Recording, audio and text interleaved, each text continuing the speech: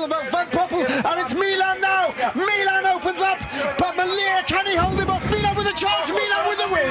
Milan with a win. The Malia Ciclamino doubles up.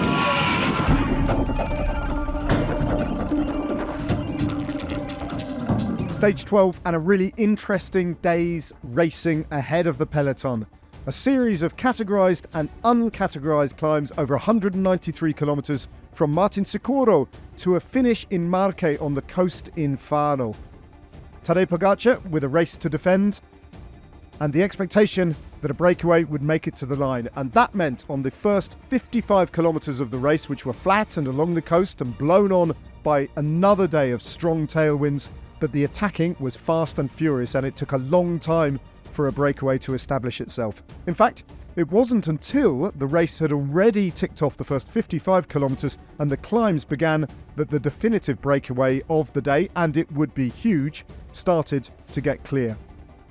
Continually, groups of 3 or 4 riders animated the front of the race, but on the first uncategorised climb of the day, it was Julian Alaphilippe of Soudal Quickstep taking riders with him, including Jonathan Narvaez, who went clear, eventually prizing a huge breakaway group of 36 riders, which ebbed and flowed, splintered and reformed, but eventually created a massive breakaway at the front of the race. Too big, in fact, for Julian Alaphilippe and Mirko Maestri. Those two riders, with 125 kilometres remaining, clipped off the front and started between them to build up a lead and scooped up all the intermediate sprints and King of the Mountains.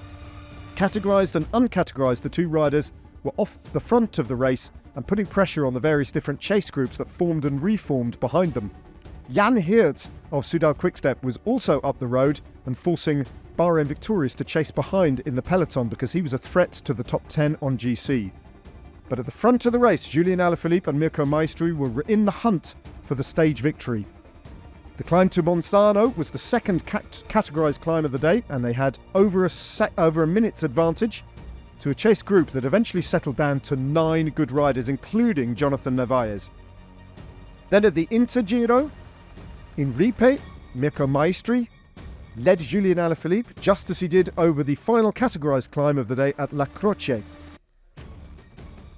Still working together as they headed to Mondolfo on the final bonus sprint of the day with 30 kilometres remaining, and an advantage on the flat approach to the last uncategorised climb of Monte Giove, which was being chipped away at a group of 9 riders, including Narvaez, trying to bring the 2 riders at the front of the race back so that they could ride across and attack.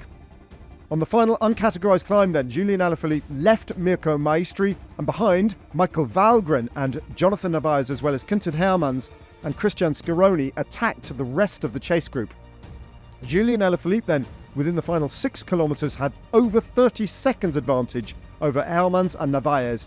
And one of the most special victories of his career. A double world champion, a monument winner, and has shown a pair of heels to the rest of this race. He's not just outclassed them, outfoxed them, he's outridden them. Absolutely spectacular, wonderful, chapeau. 500 metres to go. He's going to love this bit. Let the celebrations begin. Julian Alaphilippe is back.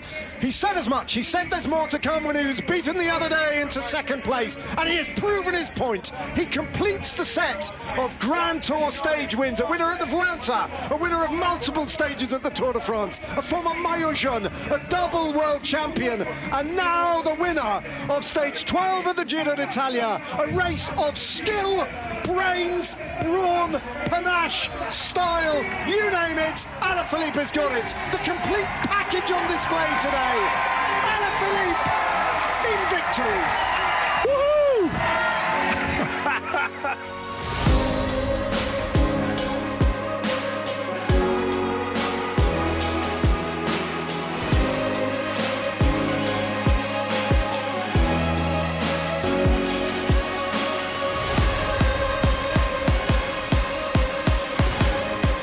31 years of age and dispatching the field in the Giro, Mirko Maestri finishing top 10 in 9th. No change in the GC, Tadej Pogacar, smooth progress to the end for him, the top 10 as you were. And no change either in the Malia Ciclamino, save for the fact that Julian Alaphilippe has bumped himself up to 5th place. No change either in the King of the Mountains, just 12 points on offer today, and Simon Geschke wasn't up the road.